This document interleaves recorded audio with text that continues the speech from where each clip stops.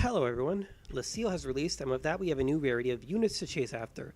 Now obviously this is just a new tier of units, so it's not like anything big has changed in terms of gearing. However, I still think it's worth covering if you should use these units and if you should switch to them. After all, we do have augment transfer now, so I think it's worth a discussion.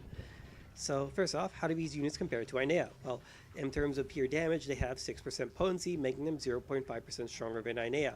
However, keep in mind this is multiplicative, so you're actually getting a bit more than 0.5% more damage. The biggest thing to note about these is that these units will apparently be able to evolve or enhance, one of these two terms. I think Sega used both to describe these in the headline. This means that investing in these units will likely last us as long or longer than Inea units did.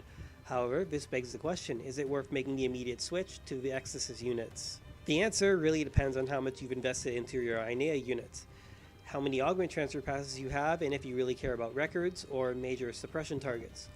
If you're using completely free affixed capsules like Trial, LC, Duable V, Single Stat V, this is probably an upgrade either way, since aside from enhanced costs, you basically have nothing to lose from switching. If you have actual best-in-slot affixes on your units, it may be wise to spend your affixed transfer passes on this, assuming you have any. However, if you are like me and using Fixa Orgsys, I recommend holding off on transferring your affixes until you can get Fixa Orgsys free or higher on all of your Ektasis units, as the hit to PV game will very likely be noticeable, which is something you obviously don't want.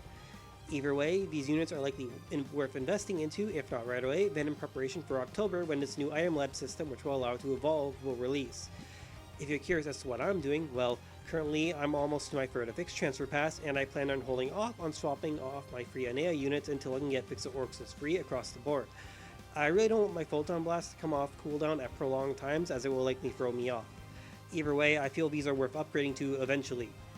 So yeah, there's not much else to say here. I think these units are worth farming for and preparing for the long term, if not in the short term. Units are units, nothing special. With that said, thank you for watching this. Can I even call this a video? It was so short.